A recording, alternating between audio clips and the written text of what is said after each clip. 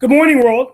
I'm Steve Rao, the host of Pod and Roku TV's World Edition, and we're with you from anywhere around the world in the country as we talk about global affairs, innovation, a recession, a turbulent world, politically, economically.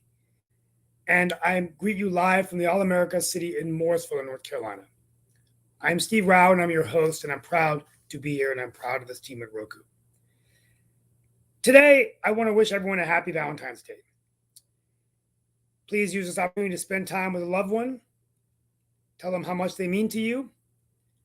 And Valentine's Day was actually, rumors are, it was started by Saint Valentine, who was against the wishes of Emperor Claudius, who banned men from getting married. Saint Valentine would marry secretly romantic lovers and became sort of a martyr for romance. We don't know if it's true or not, but Valentine's Day stayed, and it's always on this day. And I wasn't here yesterday, but a congratulations to the Kansas City Chiefs, as Pat Mahomes is now on his way, I think, to becoming potentially the greatest of all time following Tom Brady. I think the second Super Bowl will be critically important in his future in the NFL. Hopefully he'll stay healthy. On that note, before we get to other issues around the world, including the mass shooting in Michigan State, we're going to talk a little bit about the earthquake, 30,000 dead in Syria and Turkey, and get updates from our panel on different things going on in the world. I did want to say and devote my monologue today to a special event I attended last week, as I attended President Biden's National Artificial Intelligence Task Force meeting, which was held in Cary, North Carolina at SAS. It was an amazing opportunity for me to meet the vice chair and chair of the committee. The vice chair is James Manica. He is a senior executive at Google. And I was there to learn and interact with them as an elected official. I was able to share some insights with them on artificial intelligence. The committee was put together by the White House, the National Institutes of Standards and Technology, to basically address some key strategic areas. One is U.S. competitiveness and AI, looking at how we fare against China and other countries. So a significant amount of spending to the tune of $360 million to different regions of the country to invest in AI, particularly in our universities. Also, there was talk on the strategic goals of workforce training, developing the jobs of the future. How will AI affect our jobs as we automate them away? What are the new types of jobs that will be created? And how will we provide our children and youth the skills to do those jobs? They also talked about responsible AI with ChatGPT and others in the limelight today. What is going to draw the line between somebody just saying it's AI versus what the real truth is, where they have to eventually have data ethicists who would decide what is right and wrong, and how do you draw those lines and make those comparisons? And then they talked about equity in terms of, the rural-urban divide, and whether AI would be something that could be used to educate workers, even in the labor force, about how technology would affect their jobs. But those communities that don't have broadband and don't have access to AI or leverage the AI could actually be left out. So it brings in kind of the demographic challenges we face as a country between urban and rural. There are many, many other issues, but I'll close with this before we open up the debate, the talk today. Right before the meeting, I texted John Chambers, the former CEO and chairman of Cisco, and I said, John, I'm going into this meeting. Do you have any advice for me? And normally he will not text immediately after, but within 30 seconds of me sending the text, he emails me back or texts me back. And basically what John said really excited me. He said, Steve, AI is crossing the chasm. When he left Cisco, and for years he had talked about AI coming, but he said now it's gone mainstream with Google, Microsoft, ChatGPT, all the major companies now saying AI is going to be part of their future. What this means is going to have a significant impact, John says, on the economy, the new jobs being created, startup activities that can create the 15 million jobs which John thinks we can create around the world. Narendra Modi gets it. Macron in France gets it. Even Trudeau in Canada is getting it. So the question becomes, it's really important for our competitiveness of the nation.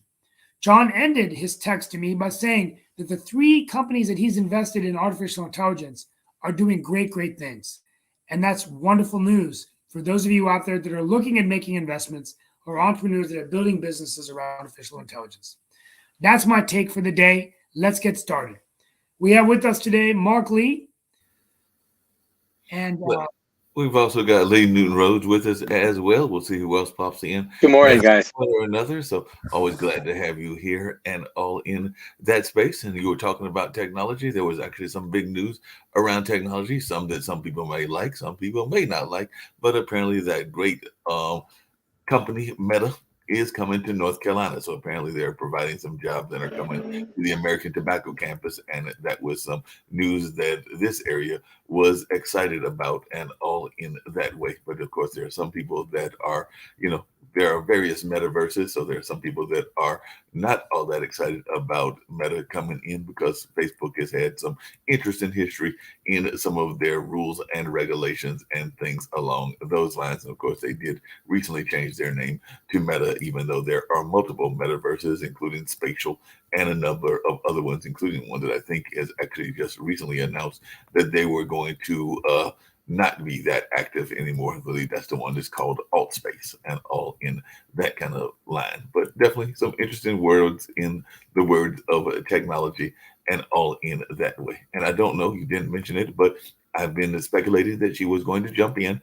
And yes, Nikki Haley has announced her 2024 Republican presidential bid. So she said she was going to announce it on Valentine's Day, and that's exactly what she did. So she's now said that she's going to challenge Trump and all in that space. And of course, if Kamala runs, we could have two women with some Indian heritage that would be running against each other. So the former South Carolina governor and UN ambassador in the Trump administration is calling for generational change in the party. So she is actually one that is in the 50s, so that is younger than some of our other candidates. So she's saying that, hey, maybe we need to look at some younger folks as well. So that's what she called for in her announcement, and she sees an opportunity for a head start on fundraising and to command a closer look from potential Republican primary voters whose support she needs if she is to rise from the low single digit in early polls of the GOP field. So definitely last thing I'll say about her is some people look at America and see vulnerability. The socialist left sees an opportunity to rewrite history. China and Russia are on the march. They all think we can be bullied and kicked around.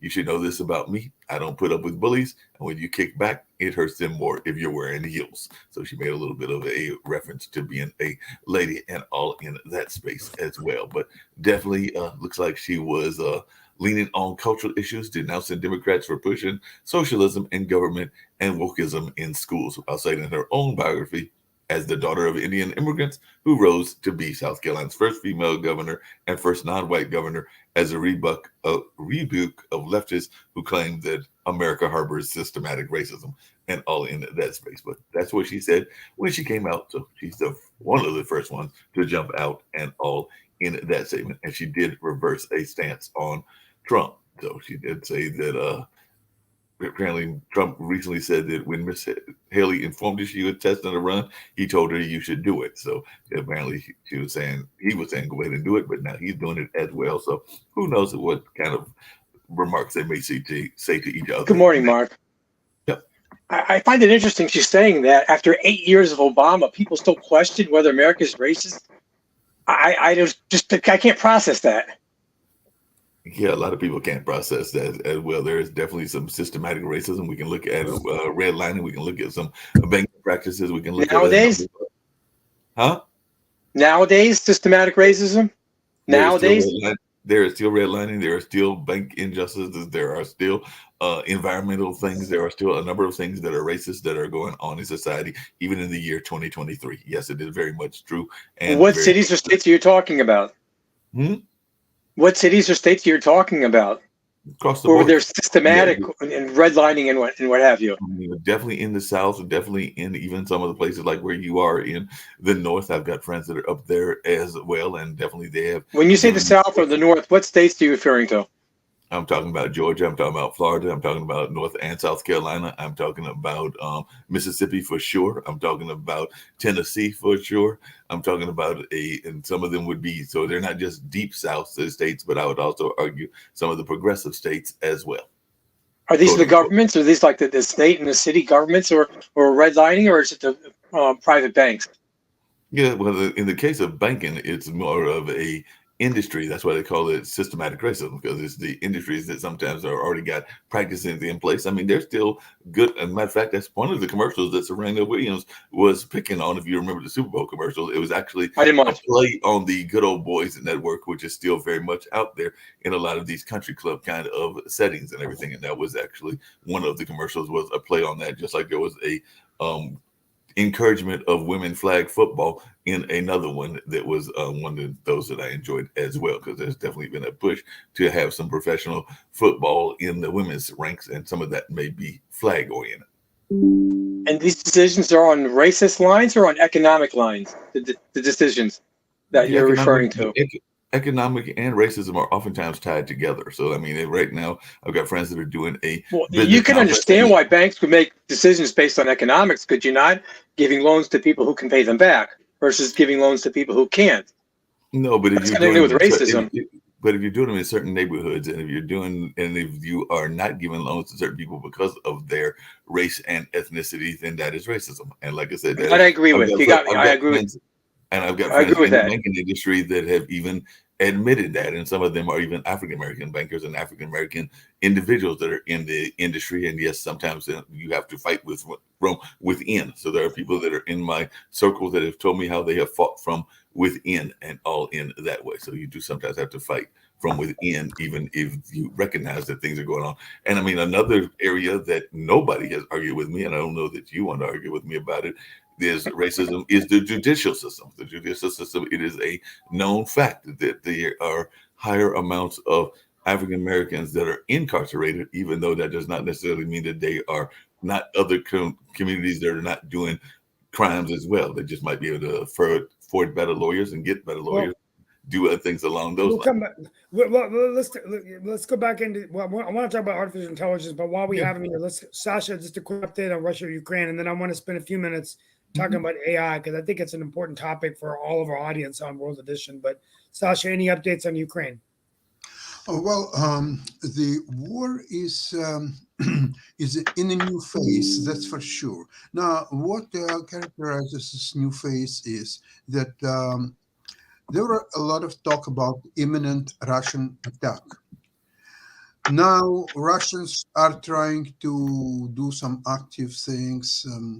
I don't know exactly what it is, but people cannot really figure out, is it a part of Russian attack, or they're just biding time and preparing to something bigger. So Ukraine is in trenches. They have excellent defensive position and just waiting for Russians to attack to kill more Russians. That's about what's happening right now. Another explanation is that today is a Ramstein, where people are waiting decisions of whether the further weapons, including fighter jets, would be provided to Ukraine. So it's we'll see by the end of the day. Hopefully, we'll have more information on that. Also, it appears to be that the West and United States are completely given up on Putin and Russia. And they understand that if that's the case, and probably it is, they have to finish this war ASAP. And to finish this war ASAP, they have to provide Ukraine with all advanced weapons and training, and give them all ammunition. They need to get them once and for all, get rid of this menace. That's really what's happened there. Okay, well, thank you for that update. I want to just get back to a few minutes, and we're going to go to other issues. It is, by the way, the 5th year anniversary of Parkland shooting. Want to remember that tragedy, and kind of ironic that, on that same day, we've got the Michigan State University shooting once again. Lots of these mass shootings occurring. But real quickly, it was a really fascinating experience to attend this AI meeting. The committee was lots of executives with lots of experience. I think that Chambers' insight was quite amazing, that AI is here. But my takeaway is that the big issue right now is creating these jobs, and I think that that's the debate. Is artificial intelligence just going to take over where we're sort of going to lose our creativity as a society, and that, AI can write music, can compose art, can do all of these things. So where do you draw the line, right? So what are your all's insights about this? And Sasha, the fact that John said that Canada's, part of the problem is we're pushing out a lot of immigrants right now that are skilled immigrants that are really having a hard time staying in America. So some of them are going to Canada, some of them are going back to India, some of them are going back to other parts of the world. And so I do believe there's a brain drain occurring as well, even in the midst of labor shortages that we have here, right? So I just want to get the panel's insights on AI today. Any insights you can share with me? I just have a general question. Is it really artificial intelligence, or is it really possessing the knowledge and the views of those people who are doing the programming? For example, if you have programmers who are very conservative or versus very liberal, will that affect the nature of this so-called artificial intelligence? Typically, no. That's what I'll answer that question as someone that's in the industry. Typically, artificial intelligence is basically a machine or computer will intuitively learn the algorithms or programs. So I guess somebody has to code it. Well, yeah, that is true. So you could get someone that input data into a machine that is false, and then the AI would do that. But or biased. But most of the AI that I've witnessed, I'll give you an example of how sometimes this is an intuitive thing. So sometimes you go into a coffee shop to buy a coffee, and you've been there before. They now have automated it so that you automatically get a receipt every time you go to that same store, right, in an email, because it's intuitively automating that process, right? So the machine will learn that, and then it'll repeat it. It could be, for example, when one way artificial intelligence is used is call centers, right? So how many of us, would call a call center? We need service on our phone or having an issue with our credit card. Well, sometimes the way machine learning is, or AI, is that the machine or the chat bot would learn that question. So the next time you call, if you ask the same question, it wouldn't route you to an agent. It would text you the answer to your question. So the idea is every time the computer gets input data, they can actually make decisions that are on point. So it's not really that it's just a tool where you pump in. Now, it could be that somebody could use a chat GPT and just go write complete lies, right? And then chat GPT could publish that as real news. Right? Yeah, I mean, well, there's already been, that's what I'm going to say, Steve, in this case, I may disagree with you and everything. Not that we always agree on everything, but definitely a couple things. One, algorithms are very real, and that is part of what you're talking about, because definitely Facebook and a number of other people use algorithms, which means that if they see you, buying a coffee or buying something else, then they will automatically start sending you ads around what they think you want to buy, and all of that. That has been going on for decades. Mark, that's all true. But someone created those algorithms, a human. Right. No, I agree. And one of the things I was going to say about Chat GPT, and that's the part I was going to slightly disagree with what Steve said, that it is not going to be biased, is there's a report that came out recently that Chat GPT bias is actually anti-Semitic and pro-Palestinian. So a new report by one of the directors of an organization that researches anti-Semitism found that a popular artificial intelligence tool appears to be programmed with a pro-Palestinian, anti-Semitic bias. So if the programmers have that bias, then yes, they would probably put that in their coding and other things. I know there have been both folks that have looked at some questions and asked some questions and have come up with answers that were seen as either very racist or very sexist. I know that one of the questions was asking about a engineer and an engineer type job and everything, and it basically said white men only apply. That's basically what the whole answer from Chat GPT was and everything. Now, is that because of the bias that was put in there and some of the reports that were fed into the machine? That is where the question comes and everything. So there has already been several folks on both the left and the right, because definitely even some of the folks on the right have said that Chat GPT has a liberal bias. So there are a number of folks that are wondering about the programmers and how the programmers are doing the programming, and are they not inserting their own personal bias into what is going on? Evidently, they are, based on what you just said. Right. Evidently, they are putting their personal bias in there based on what you just said. Right. No, which is very unfortunate. That's very unfortunate. I don't know that they can help that because I mean, even in reporting, Of course they could. people have their. Of course, we just had a Super Bowl the other night.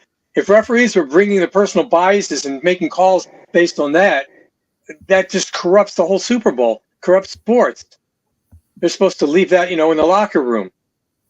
They are supposed to, but I mean, are we even sure that they've done that? I mean, there were a couple of questionable calls on both the Super Bowl and the championship game and everything. And there are some folks that are wondering, were those not the deciding factors? And, did they need to let the players play and let the some of the infractions that might have been infractions, but not severe infractions go unchecked and all of that so that the players could decide the outcome and not necessarily the referees. And I know that there was one of those in the AFC championship game, and I think there was one on this game as well. So definitely, we want them to do their jobs, which of course is being the good umpires and the good, and I know I'm using a baseball analogy for a football referee, but being still very good judges of what is going on. But there are times, particularly at the end of a game, that you might have to swallow the whistle, as they used to say, and everything, and let the players be the ones that determine the final outcome.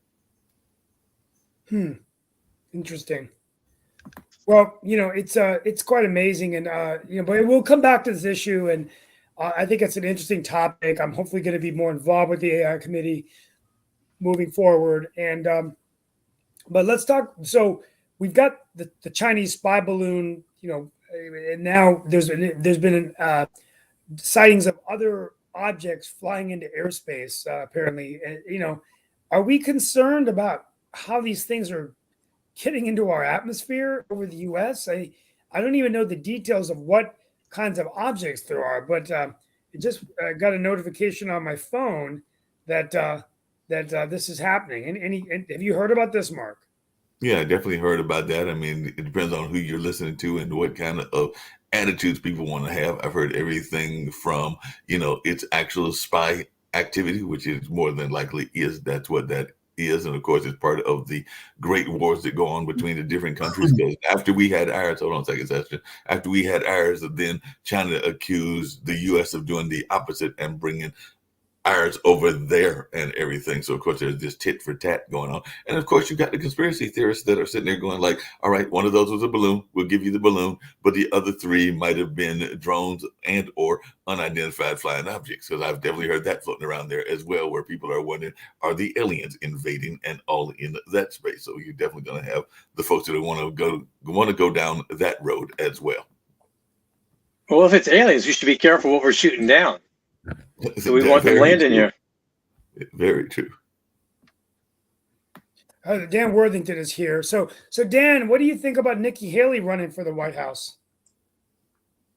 Oh, I don't think she has a chance. Okay. Because do you think it's a play for her to get on the ticket?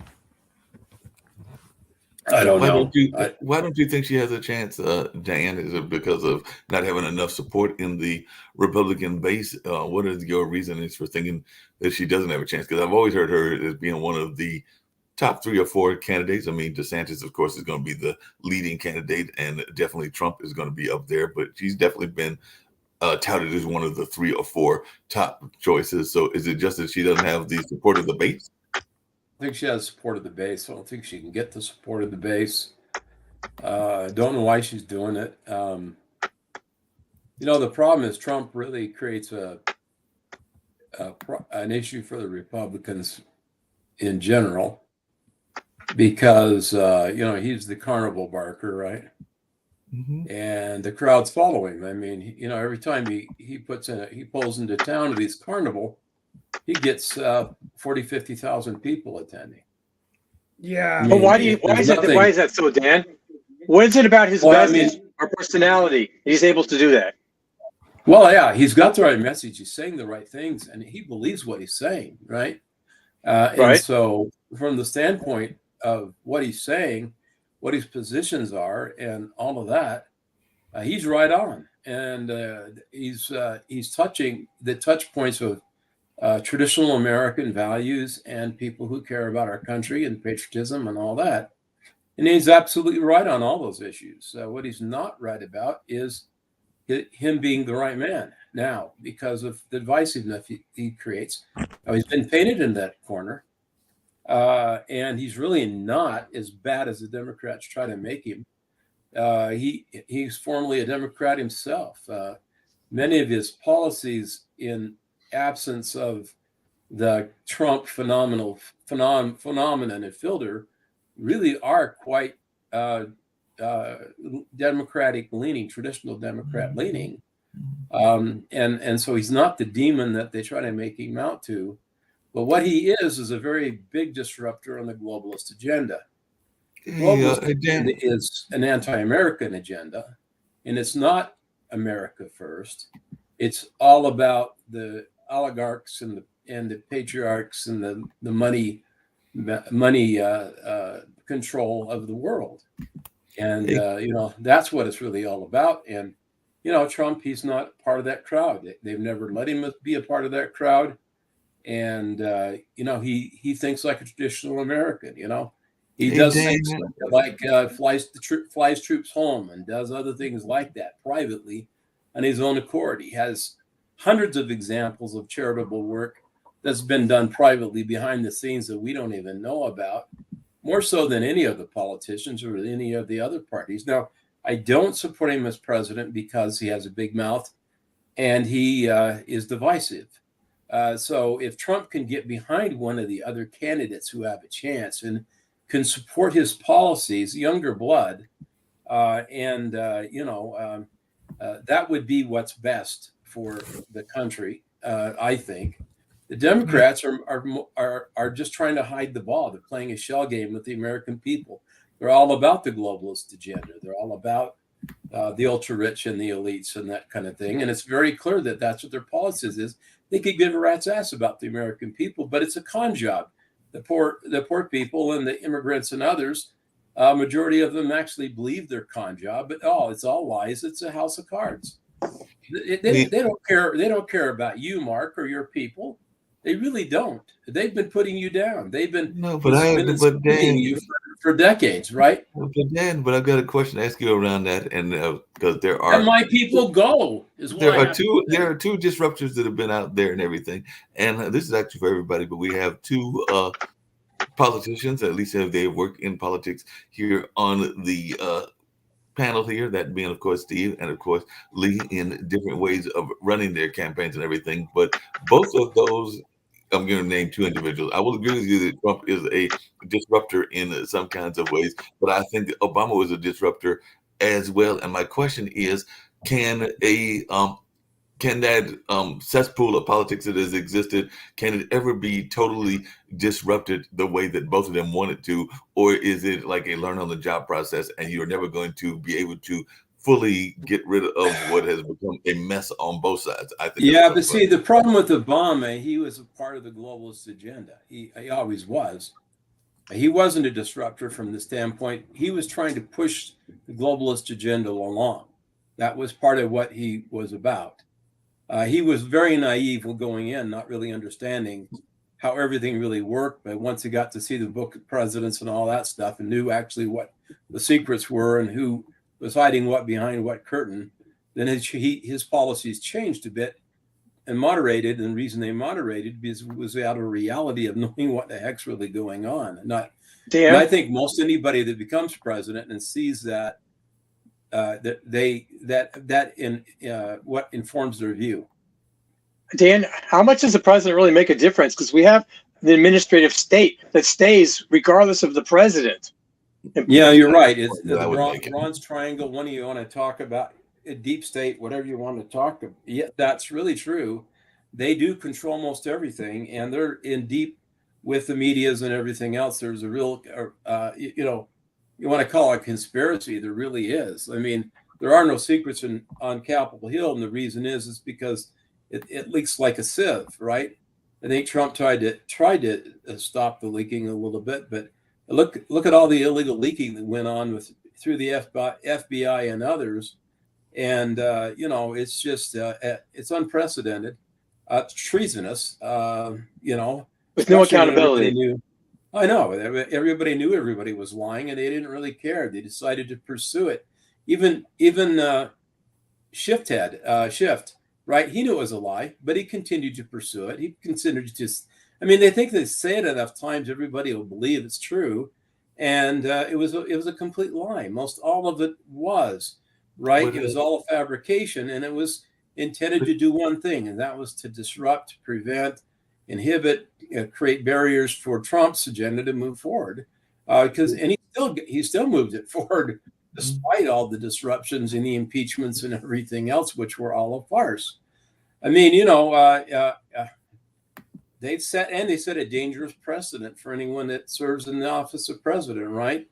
But Dan, along the same lines, how if that is the case, and I'm not disagreeing that that's the case, and I think it's been the case whether you want to look at the labor movement, whether you want to look at the civil rights movement, or whether you want to look at the environmental movement, we can name just about any movement, including the women's movement, that a lot of times the leaders are bought and sold. That is one of the issues that happened here in Durham, North Carolina. I know I'm coming into a local area, but there is an area known as Black Wall Street, and part of what happened was that when they wanted to bring the highway through, some of those local leaders took the check. And I can't blame them, because I mean, if you're going to get the check, sometimes you might take the check at the sacrifice of the greater audience and the greater community and all in that. So actually, I can't blame them, because I don't think that was the greatest move in the world and all in that space. But that's just one example. I think it happens on a regular basis. So if the money brokers are buying and paying people on a regular basis, how can the common people get past that and get to a more stable and better kind of government? I mean, we definitely don't want to be totalitarian like Russia is and everything, but there's a whole lot of people that are buying movements, buying organizations, buying communities, and a number of other things. So how does the common man get past that? Or do we just kind of like dig our heads in the sand like the ostrich and hope that it goes away and wait till the... Well, I think David Walker has the idea, best idea, and that's to get Convention of States together. The problem is there is a swamp. Most people go to Congress with the idea, pretty naive, not understanding how things really work there. And then they discover all the corruption and everything that's really going on, how things really work. And so they have a question: be ineffective or cash in, right? And so that's really the problem. The amount of international money and dark money that is available to these politicians and their various causes is just astounding.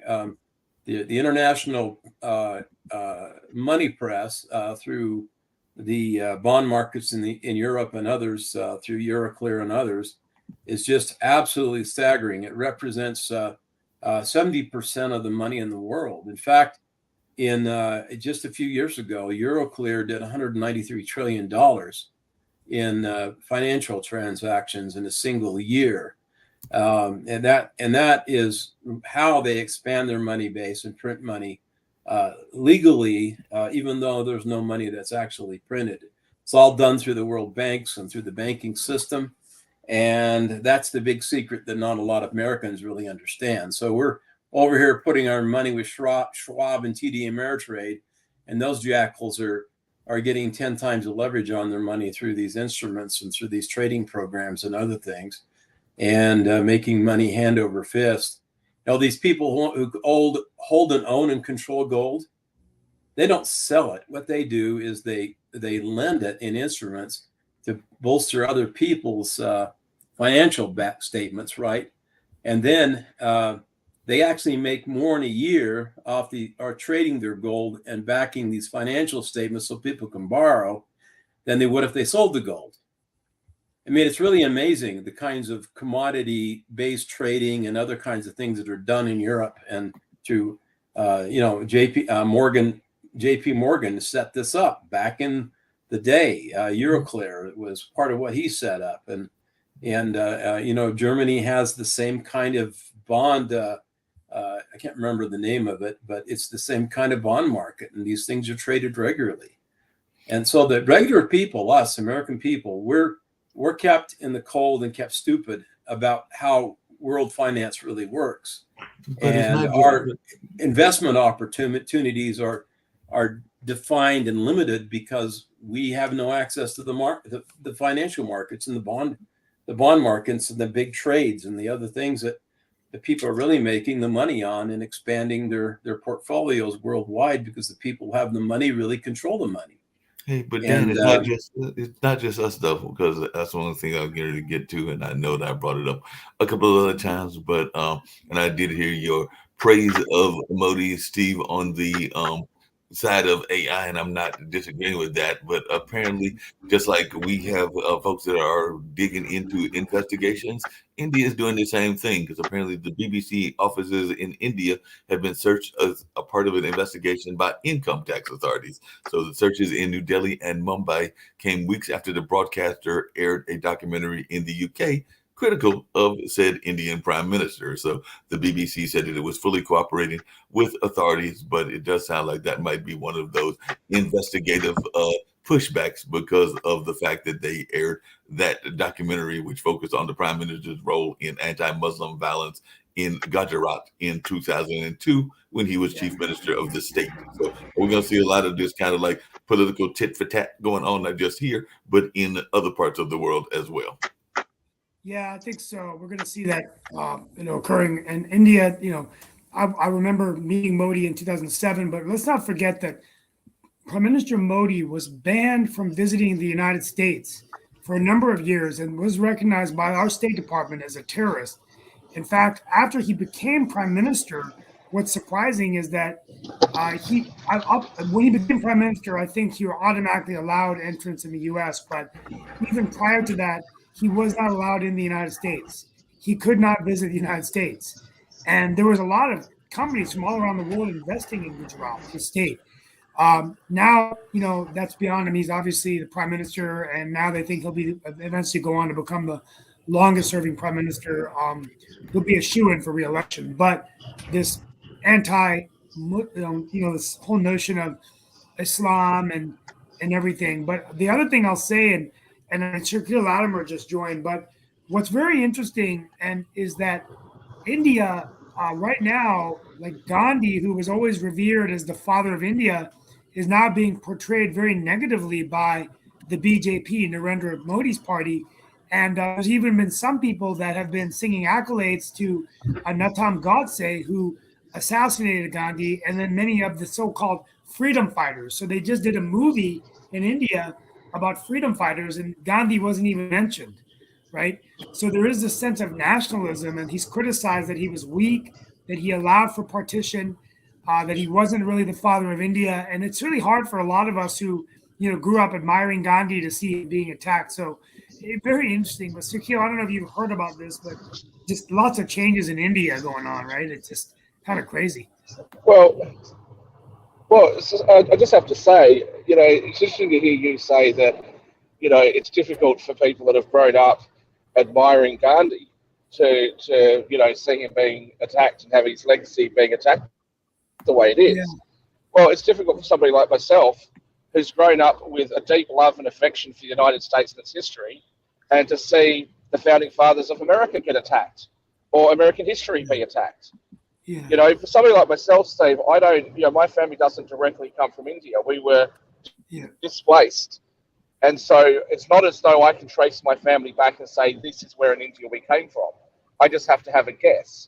And you know what? When I come to a new world country, it doesn't matter. If I come to the United States or Canada or Australia, where I grew up, it doesn't matter where I'm originally from. I've become Australian, or I've become British, or I can become American if I was to move there. So, look, this going back in history to rewrite it, I think is very harmful. But more importantly, even at the time, there is no dating. Gandhi did a lot of good things, but he's not a god. He's not perfect. There were a lot of people that perhaps didn't get quite the result, or who he didn't advocate for quite as hard. There's also allegations of sexual misconduct, from him. So I'm not going to sit here and call into question his history or his legacy. But I think it's very important that we don't deify people that were around decades ago at a time in history that none of us experienced. Hey, All right. Shaquille, I gotta ask you a question because you just brought it up and everything. You've mentioned it a couple of times, this fact of not understanding India because you weren't from India. Your family was displaced. You spent some time in Fiji, you spent some time in Australia, and everything else. That's actually one of the arguments that African Americans have because most of us have no clue. I mean, I can guess based on my skin tone and everything that my family members back in the day might have been from Northern Africa, but that's only a guess and everything. And that is one of the conversation points that a lot of people in the African American community have is that there are several nations in Africa. Half of us, or most of us, have no clue which one of those we came from and everything because we were brought here forcibly and the whole thing in that space. We have no clue as to where our original home is. Mark, I've never disagreed with you about African American, the desire for African Americans to have some connection to their homeland, Right. and with some of the issues that are facing your country, and race relations in your country. I've never disagreed with you on that. What I have just simply pointed out is that these issues are more complex than just skin color. Oh, And you're not.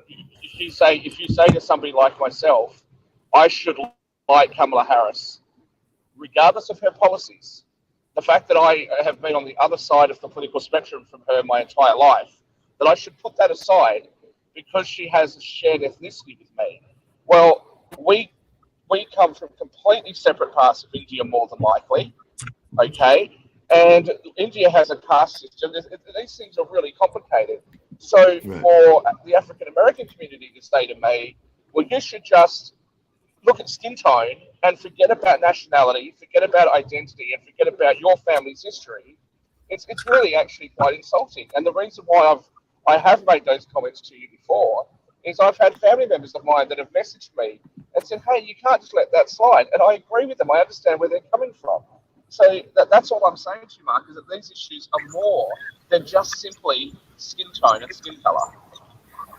I heard what But you're I saying, but believe we're gonna bring in our boss and our, one of the bosses because Kim is joining as well, and I'm sure that she's got some thoughts on the various things that are going on, including one that I was going to ask you that we asked everybody else, but I want to hear Kim's reaction and also yours, Shaquille. But Dan doesn't think Nikki stands a chance. I actually think that Nikki Haley could actually be a viable candidate for the Republicans and all of that. But Kim, what is your thoughts? And Shaquille, what is your thoughts? Does Nikki stand any chance whatsoever, or is she not going to be possibly the first woman president? I know that Hillary was trying to get that job, but maybe it's going to be Nikki that gets it. But Kim, what's your thoughts? Well, you see my title? I thought I was. So anyway, I think right now is a little early to be predicting this because, we got to wait and hear all the trash that everybody's going to throw out about everybody for the next year. So I'm not going to put my money on anyone right now because we got way too much trash to sort through and people are going to throw it. So I say let's just sit back and wait, and I hope that we get some good candidates and that we get rid of the primaries the way they're done and we all get to vote the same day instead of us poor North Carolinians having to wait until all of the good people are sorted out and we're left with the trash to vote for. That's how I feel. I think I will say this about Nikki Very Haley. upbeat. I mean, Nikki Haley, her best friend lives in Morrisville, actually, and the reputation she has within the Indian community is a very upstanding one. She did marry into Christianity, but she is the daughter of Sikhs, and still to this day, even as a former governor and UN ambassador, has been known to go to her town in Bamberg and visit the Gurdwara, which is what they call the Sikh temples. I think that the biggest challenge she has, and this is what I'm hearing out there just with Indian Americans, is that she just seems to be a bit hypocritical in that before Trump, I think Nikki Haley's candidacy for president was actually much stronger, having just been a governor. But then she went in to work for Trump and then kept supporting Trump even after she left. And now she's saying, I'm against Trump. So I feel like her messaging is really off. And she sort of comes across now as an opportunist. I think that many people out there are going to be really questioning, why did she stay silent for so long? Why did she not, come out and start telling this is what I would do differently than Trump. So I think she's running because she wants to be the vice president. And the best way to become the vice president is to run for president, just like Kamala Harris. So now when I look back, I think that was a done deal. I think Kamala ran. I think a lot of it was staged. I think she knew Beau Biden. That was one of her best friends, as in he was late. Beau Biden was the Attorney General of Delaware. And when Beau Biden died, what I heard was that Kamala Harris was in the hospital room with Jill and the president prior to Biden becoming president. That's how close Beau Biden was to Kamala Harris. But she knew by running. I'm going to have to just quickly interrupt you, Stephen. Sorry. I'm just going to quickly interrupt you because I know there's about 15 minutes left for the show, and I'm about to cross borders from Switzerland into Austria, so I might lose service for a few minutes. I'll just very quickly say, look, I don't actually think that Nikki Haley would be successful in the primaries. I don't really think that she's hypocritical. I do like her, but I'm not sure that she'd have enough national appeal. But look, it's 2 years away, so you don't really know. Campaigning will start to some degree later this year. I think it's plenty of time for these things to be sorted out. So yeah, and to answer your question, Kimberly, sorry I've been a little bit evasive. I don't know, but I will be in Canada on Saturday, visiting Sasha, and then I'll be heading across to the West Coast. So I'll talk to you after the show. Are you coming to North Carolina? Well, I'm going to. The original plan was I was coming to North Carolina, but I also have to rush back to Dubai, and I'm coming back to the United States another month. So I'll let you guys all know privately off air exactly what the plan is, but I will try and come through North Carolina on my way out. Okay. I guess one of the questions I've got to ask, and this is actually for you, just Steve. Just the last thing I'll quickly say about Donald Trump, Steve. It's one thing to say that she's hypocritical because she's changed her mind, or because she's at sometimes supported him, sometimes hadn't. Ted Cruz was no fan of Donald Trump's in the 2016 election, but he ended up supporting him later. I think politics, a lot of conversations happen outside of the public view, and also people will change their minds. I think that a lot of people in the 2020 election felt like he won the election. There was something that was really amiss in that election process, etc. The feeling on the ground that I'm hearing from people now is, look, whatever's happened has happened. It's now 2 years later. Do we want to be going backwards and having Donald Trump back in there? So, some people may well have supported him in 2020 who aren't necessarily going to support him in 2024. And the opposite, there might be some people there that didn't support him in 2020 that will support him in 2024. I don't think that's hypocritical. I think that's people just adjusting their opinions and positions based on what they're seeing around them. No, that makes a lot of sense. I want to add something to what Steve was saying, though. I think what he's saying, it makes her come across as being an opportunist, to be switching her colors of allegiance, and why now, right? And so I think a lot of people come across as an opportunist, whether they're riding the coattails of someone at a certain time. And maybe they are, because I think, sometimes we all kind of do that a little bit in some sort of way, whether you got a job because somebody helped you and then you find out that they're not as nice as you thought they were. So I think things do change. I think you get to know a person a little bit better as you get into your job. And sometimes you just have to suck it up until you're out. So I hear what you're saying, Kim, but opportunity is always there. I think we just need to sit back. We've got some time to watch to see how things are going. Maybe start a show just on that, so that we can talk about that.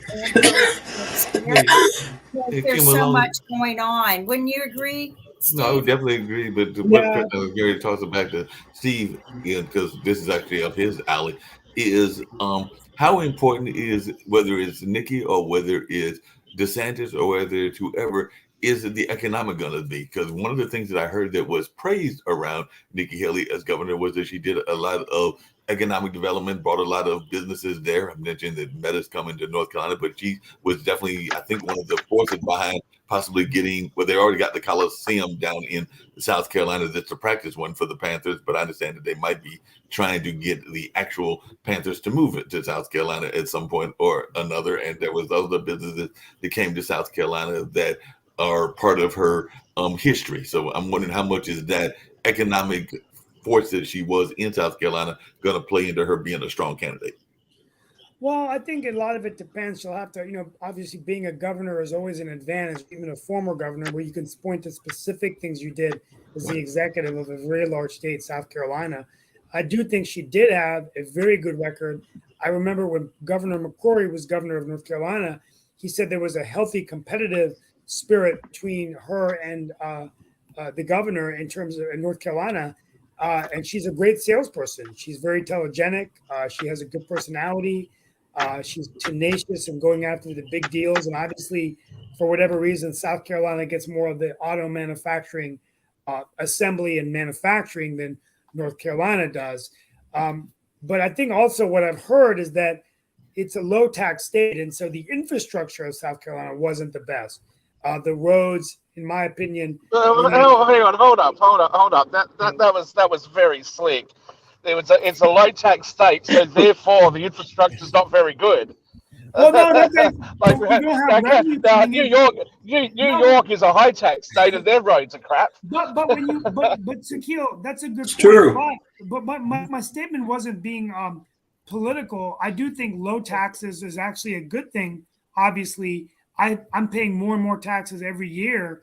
And quite frankly, it's the worst day of my life when I have to pay with my wife these estimated taxes and these taxes. And you're like, God, why am I working so hard? Why can't I write more stuff off?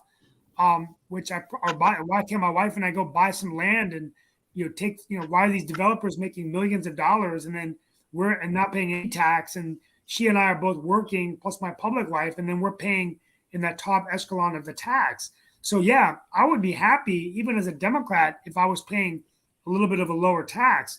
But when you do lower the tax, that's less revenue coming in to do your roads, to do your bridges. And so by saying, well, I want to have the lowest tax rate in the South, which is what Governor Haley, which he was governor, did that affect the amount of, potholes they could fix in the roads or funding? And, I don't know. That's what I'm saying. They don't want to squander tax money. But let's just hold up. Let's just hold up a second though, because that argument is negated by, as I just said, using New York as an example. The roads there are terrible. The bridges are absolutely awful. I've driven, as you guys all know, I've just come from Kenya, and I can tell you, I think I prefer the roads there than the roads from New York City up to Long Island. So, I've never experienced anything like that in my life. But what I will just say, Steve, is, when you talk about it being a low tax, well, the low headline tax rate is what you're really referring to. You've got to compare apples with apples. What's the total tax burden? So you've got, property taxes, you've got sales tax, you've got all sorts of other taxes that each state has different rates on. The problem with the tax system all over the Western world is not, I don't think, how much each person's paying. It's how complicated it is. And it's the fact that you've got a situation where two people in very similar economic positions, whether they be working class people, middle class, or even the upper echelon society, will be paying two completely separate tax rates, completely different contributions. That just makes no sense. And I think we really need to, make sure that Western countries get this right, and that perhaps there's a little bit more uniformity across the world to make sure that people aren't ducking and weaving around the tax code. Everybody should contribute something. Yeah. But we also don't need to be contributing half of our wages or more. That's ridiculous. Hey, Shaquille, just really quickly. I want to add what Shaq said. I've been traveling countries, is they can actually build roads that have last centuries, and we can't build a parking deck to last a year. I'm scared to death to drive across any new bridge we build in this country. I don't think they hold up. In fact, many times they end up closing them down, going, we have to redo them. So I agree that we're not investing properly in even our own roads. But it's not Biden's fault. This goes way back before Biden. This, goes back before Trump. I'm not even going to blame Trump.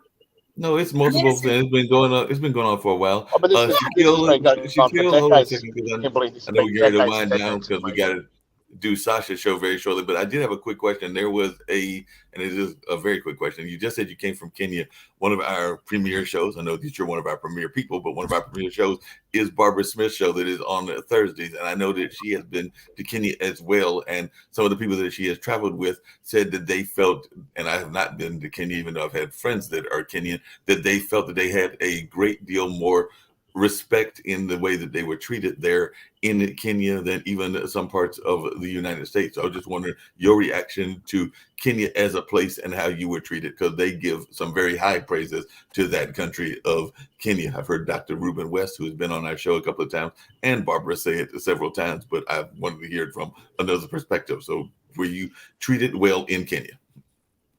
I was treated very, very well in Kenya, and I'm very honoured to have had the invitations I've had from the Kenyan government and from high-ranking members of their ministries there. I also met with some leaders of some other African countries, and I was treated amazingly. And then at the end of the trip, I decided to go up to do a safari in the Masai Mara, which was absolutely gorgeous.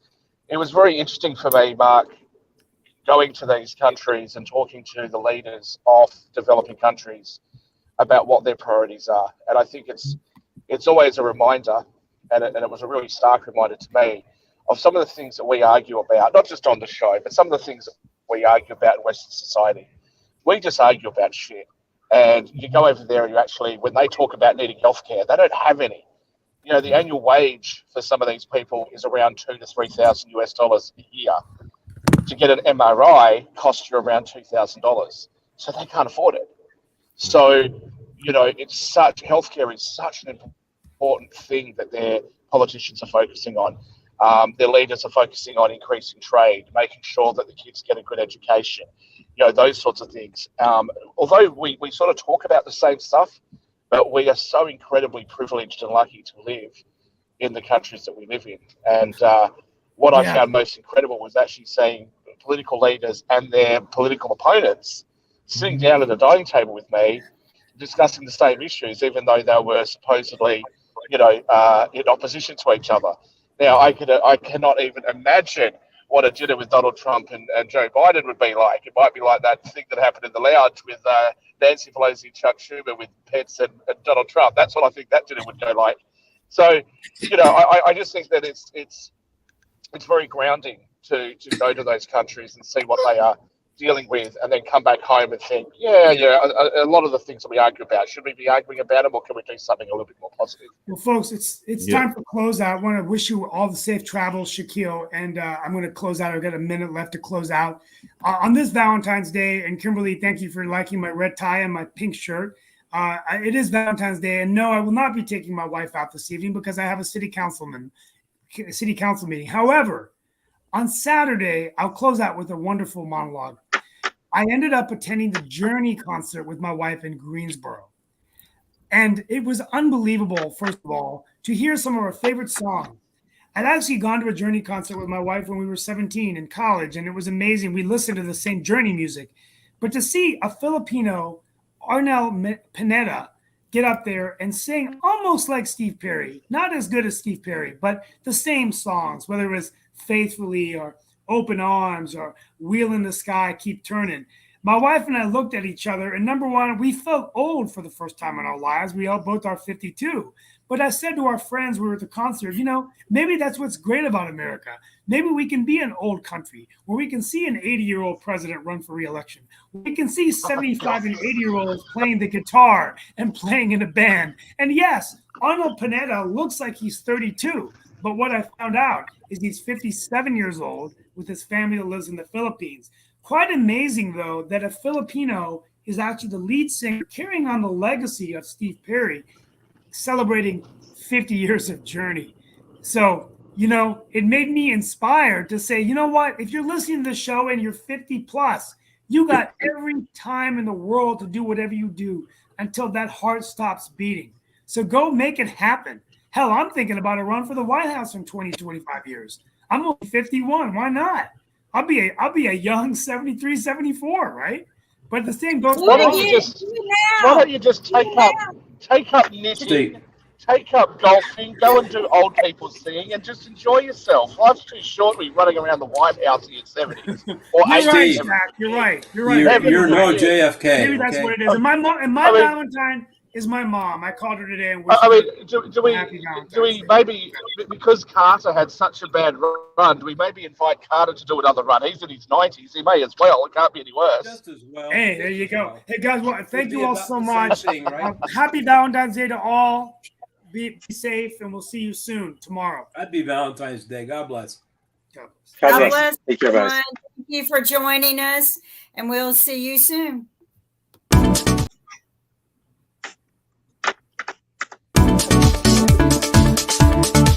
Are we in lecture stuff?